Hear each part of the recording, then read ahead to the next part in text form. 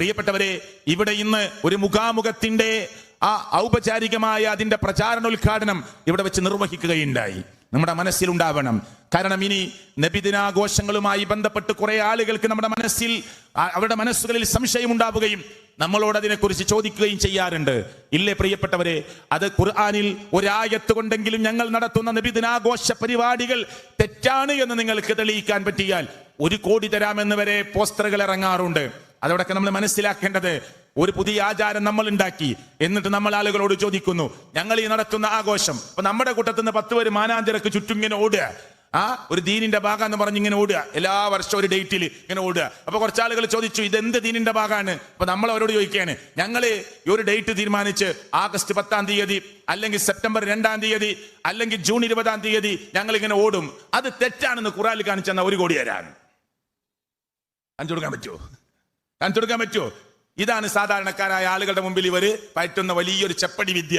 സാധാരണക്കാരോട് പറയാണ്, നമ്മൾ ഈ നടത്തുന്ന ആഘോഷം എതിർക്കുന്നവരുണ്ടല്ലോ ഇവിടെ, അവരോട് ചോദിക്ക്, ഒരായത്തെങ്കിലും ഇത് ശരിയല്ലെന്ന് പറഞ്ഞ് ഖുർആനിൽ നിന്ന് കാണിച്ചു തന്നാൽ 1 കോടി, 2-ാമത്തെ ആയത്ത് കാണിച്ചെന്ന 2 കോടി. ഇങ്ങനെ പോസ്റ്റർ ഇറക്കും. ഈ നബിദിനാഘോഷം എന്നൊരു ഏർപ്പാട് അള്ളാഹുവിന്റെ പ്രവാചകൻ ചെയ്തിട്ടില്ല, ഭാര്യമാർ ചെയ്തിട്ടില്ല, സ്വഹാബത്ത് ചെയ്തിട്ടില്ല, 4 ഖലീഫമാർ ചെയ്തിട്ടില്ല.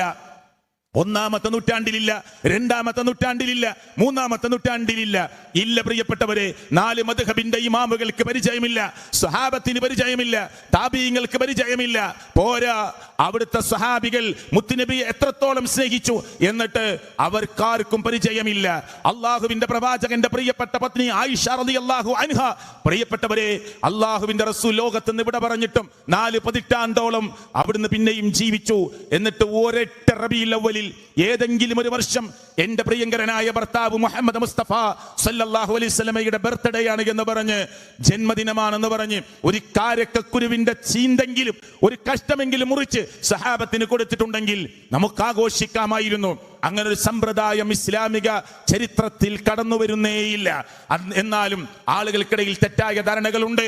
അത് തിരുത്താനും എന്താണ് നിങ്ങൾക്കറിയേണ്ടത് ആ വിഷയത്തിൽ അതറിയാനും എവിടെയാണ് നിങ്ങൾക്ക് പിഴവ് സംഭവിച്ചത് അത് ചോദിച്ച് മനസ്സിലാക്കാനും, അല്ല ഞങ്ങളുടെ ഭാഗത്ത് പിഴവുണ്ട് എന്നാണോ പറയുന്നത് എങ്കിൽ എന്താണ് പിഴവ് എന്ന് നിങ്ങൾക്ക് ചോദ്യത്തിലൂടെ ചോദിച്ച് അവിടെ ആ കാര്യങ്ങളെ ബോധ്യപ്പെടുത്താനും ഒക്കെയുള്ള ഒരു അവസരമായി അടുത്ത മാസം 15-ാം തീയതി ചെറുവാടിയിലെ സ്റ്റേഡിയം ഗ്രൗണ്ടിൽ സംഘടിപ്പിക്കുന്ന മുജാഹിദ് ആദർശ മുഖാമുഖത്തിലേക്ക് ഈ സംസാരത്തിന്റെ അവസാന ഭാഗത്ത് നിങ്ങളെ ഹാർദമായി ക്ഷണിച്ചുകൊണ്ട് ഞാൻ എന്റെ വാക്കുകൾ അവസാനിപ്പിക്കുന്നു.